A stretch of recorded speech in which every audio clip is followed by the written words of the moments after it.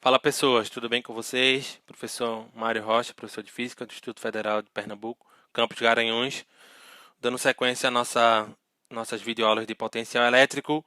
Hoje vamos falar sobre o potencial elétrico de um dipolo, tá? Então, o potencial elétrico de um dipolo, a gente calculou em aulas passadas, né, o campo elétrico de um dipolo. Então a gente vai calcular também o campo elétrico, o potencial elétrico de um dipolo. E porque teoricamente é um pouco mais simples a gente trabalhar com potencial elétrico, porque assim como o campo elétrico, que também obedece o princípio da superposição, o potencial elétrico ele também obedece o princípio da superposição, mas uma vez de ser uma grandeza escalar, a soma dos potenciais, tá, seria a soma realmente algébrica, né, e não a soma vetorial. Beleza? Então isso simplifica o nosso tratamento. Então vamos considerar aqui o nosso potencial elétrico, tá? Então aqui eu tenho uma carga positiva, aqui eu tenho uma carga negativa de mesmo módulo, mas sinal oposto, né? Separados por uma distância d, e eu quero calcular o meu potencial elétrico aqui num ponto P. Então, para a carga positiva eu tenho uma distância que eu vou chamar aqui de R+, para a carga negativa eu tenho uma distância aqui que eu vou chamar de R-, tá? E do meu centro, né, da minha origem, eu estou uma distância R, tá certo? E por conveniência, tá, eu estou dizendo que esse meu R, ele faz com o eixo Z um ângulo de θ. Então, se ele faz com o eixo Z um ângulo de θ, então significa que esse ângulo daqui seria o menos π menos θ, não é isso? Para completar 180, tá? Então, essa distância, minha origem está bem no centro, dividindo o meu dipolo em duas distâncias.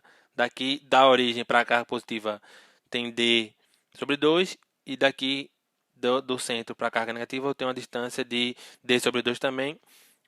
No caso, se você for colocar na coordenada, seria uma distância de menos d sobre 2. Tranquilo? Então, o potencial elétrico, ele obedece também o princípio da superposição. Então, o potencial elétrico no ponto P seria o potencial elétrico da carga positiva, mais o potencial elétrico da carga negativa, e essa soma seria a soma algébrica mesmo. Então, o potencial de uma carga pontual a gente calculou na aula passada. Então, colocando Q sobre 4π ε0 em evidência, e aí ficaria 1 sobre R+, menos 1 sobre R-, e aí a gente fica aqui resolvendo, né, essa soma, essa subtração de frações, ficaria o R- menos R+, o R+, vezes o R-, tá? Então a gente teria que entender quem é o R+ e quem é o R-. Então o R+ e o R- seria essa distância aqui, tá certo? Para carga positiva e para carga negativa. E eu quero escrever ela em relação à origem, tá? Em termos da origem, como é que seriam essas posições. Então, o meu R+, tá? Então, o meu R+, tá vendo aqui que eu formo um triângulo e esse ângulo θ, então eu posso usar lei dos cossenos, né? Que diz que o módulo de R+ ao quadrado é igual ao módulo de R ao quadrado, de um lado ao quadrado, né? Mais o outro ao quadrado, menos duas vezes um lado vezes o outro vezes o cosseno de θ, né? Então, para o caso de R+, a gente vai ficar aqui, um lado é o R ao quadrado, o outro lado é D sobre 2 ao quadrado, que fica D ao quadrado sobre 4, menos duas vezes um lado vezes o outro, um lado é R, o outro é D sobre 2, então o 2 eu cancelo com 2, vezes o cosseno de θ, isso é o R mais ao quadrado, passando para o outro lado o módulo, né? Então tiraria a raiz. Para o R- seria análogo, seria que o R- ao quadrado seria o lado ao quadrado R ao quadrado, vezes o outro lado do triângulo ao quadrado, D ao quadrado sobre 4, de novo, menos duas vezes um vezes o outro, só que agora o ângulo não seria θ, seria π menos θ, beleza? Então, para o R-, a gente tem que o r ao quadrado mais d ao quadrado sobre 4, menos duas vezes o primeiro vezes o segundo, que é r sobre 2. Aqui eu cancelei sem querer o r, mas não é o r, né? É o 2 com o 2, tá? Beleza? Vezes o cosseno de π menos θ, tá? Mas o cosseno de π menos θ é equivalente ao cosseno de menos θ. Por exemplo, o cosseno de 150, né? Seria isso aqui. O cosseno de 150 equivale a menos o cosseno de 30, não é isso? Beleza?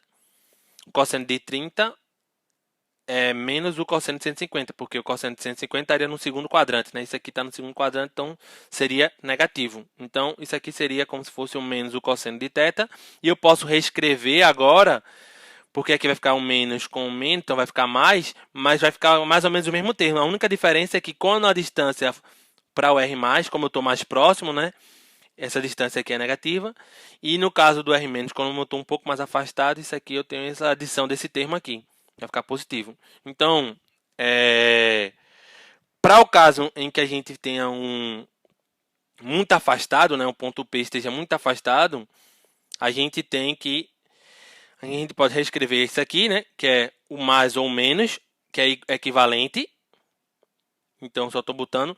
E eu estou colocando um R em evidência. Então, um R ao quadrado em evidência aqui, ele vai passar para cá dividindo, né? Vai passar para cá dividindo ao quadrado. Então, vai ficar D ao quadrado sobre R ao quadrado.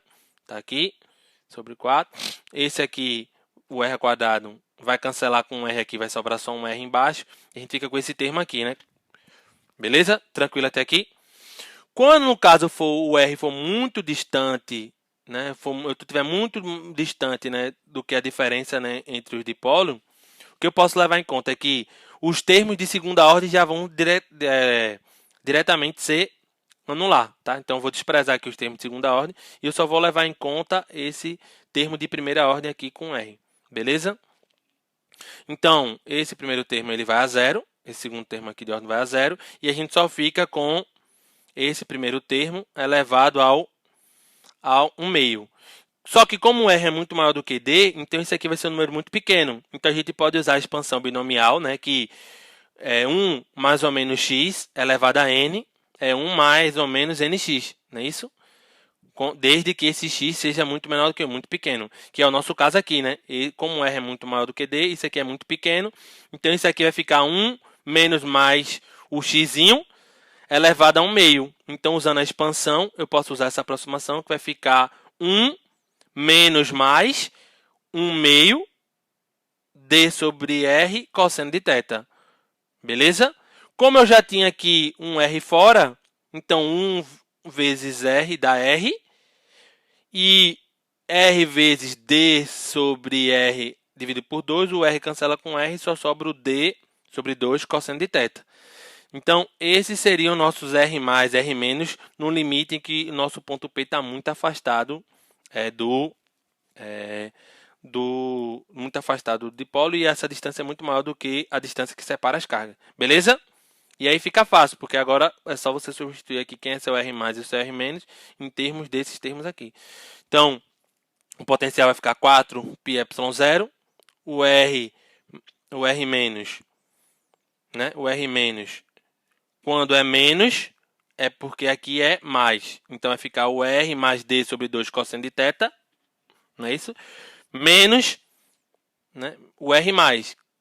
Quem é o R+?